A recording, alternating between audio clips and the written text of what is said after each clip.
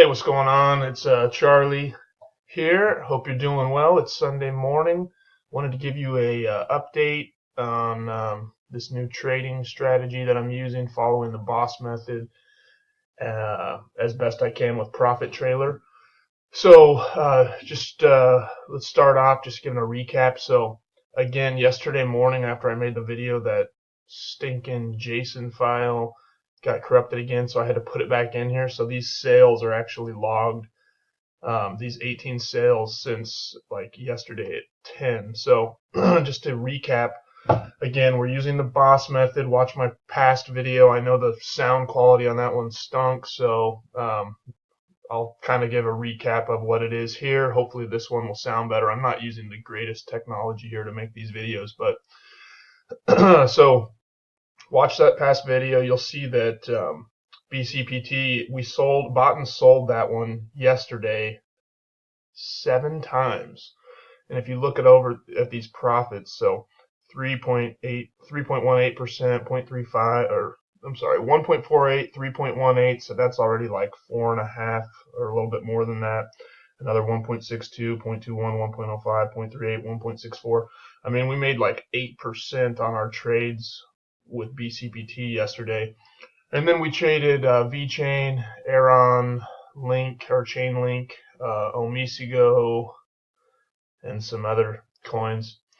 I've changed up my settings slightly, but right now what you're seeing on here is the possible trades, and you'll see BCPT is on here, so is Wings. The rest of them we already have the coins in our stash, so let's look at our pairs right now. VChain, Zcash is one that I've been holding for a while. It looks like maybe it's making a run today, so maybe I'll get rid of that one. It's kind of been a bag. GVT, I expect that one to recover today because it's above the 77 line on the EMA. The 7's above the 77. DGD kind of took a dip last night, so it's one that was 7 above the 77, and so did EVX. So ARN also. So anyway, the ones that I've been holding for a while: HashShare, Lisk, Verge, Stratus. You'll notice that I've been holding Verge since the 19th, the 20th on Lisk, HashShare since the 23rd, Stratus since the 23rd. Let's see these others. GVT since the 23rd, Zcash since the 19th. So some of these were bought prior to me implementing this sale strategy. Just a second ago, look, VChain sold for 2.20 percentage gain, and the cool thing is it's already bought it again, and look, it's already climbing again. So that's the power of Profit Trailer. You just keep locking in profits. I'll show you my main screen again. So you'll notice that the total pending value, that would be if all the coins were sold, all the bags were sold, I'd be at 0.275.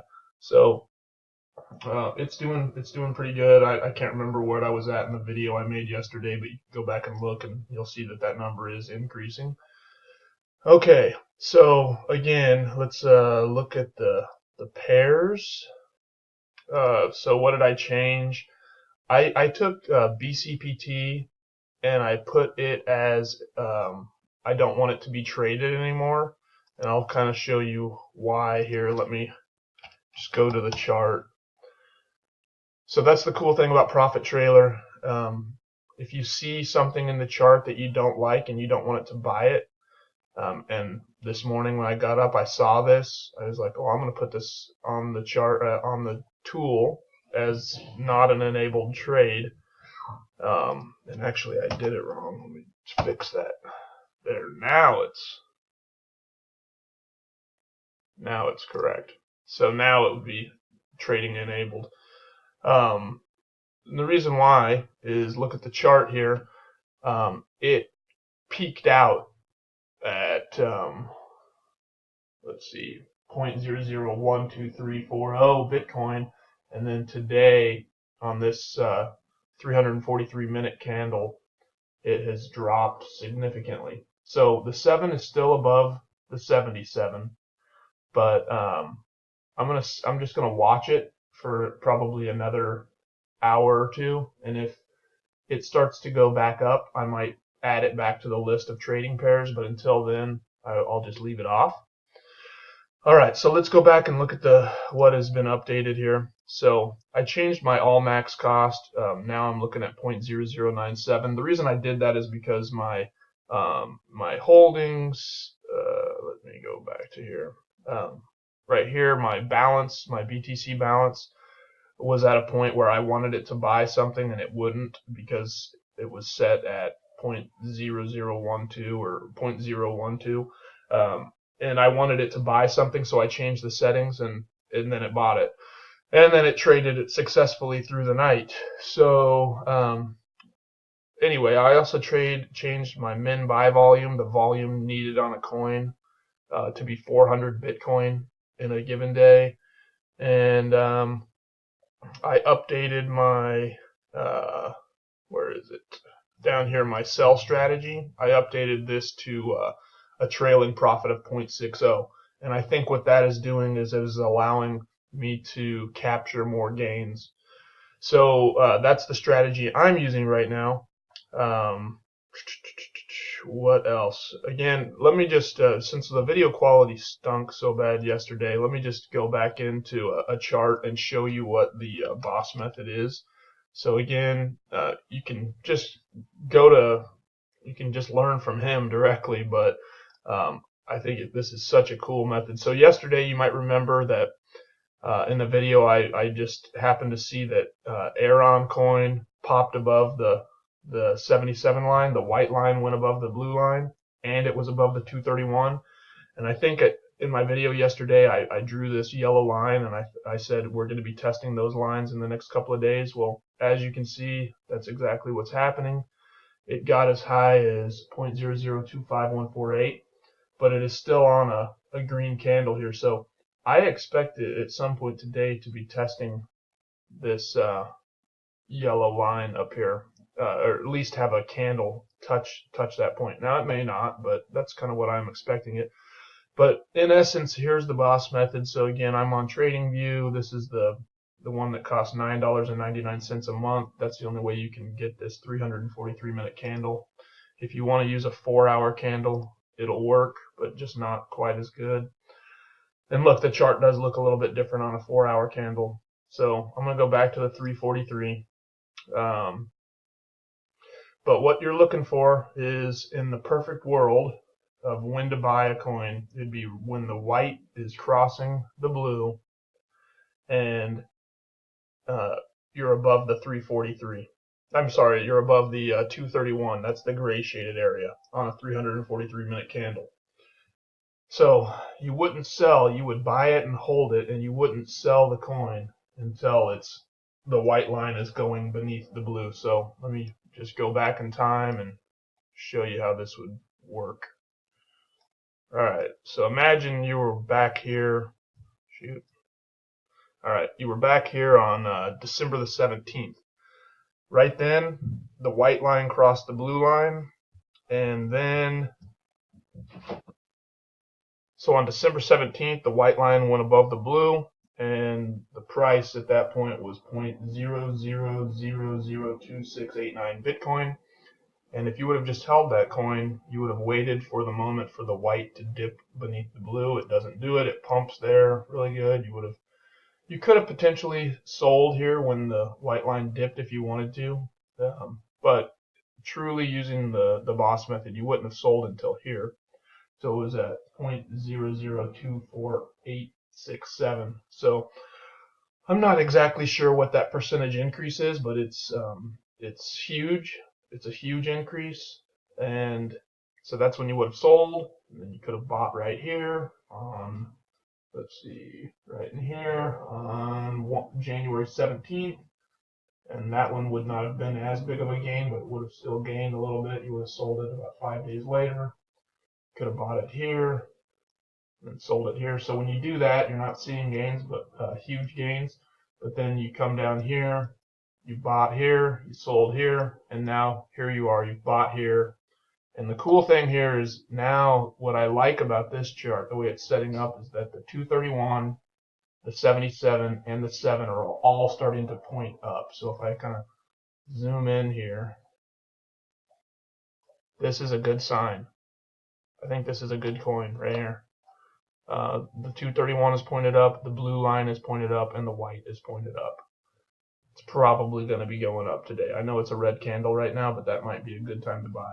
So anyway, that's the boss method. Go back over here and see how these are doing. Yeah, I think everything's over here is looking good. I just need to get rid of some of these bags, and then I think these coins will start. I'm sorry. Once I get rid of these bags, I think that this method will really start paying off, because I'm going to change some of my settings around so that I can train bigger volume on each pair. Right now, I can't do that because a lot of my Bitcoin is tied up in Verge, Lisk, Stratus.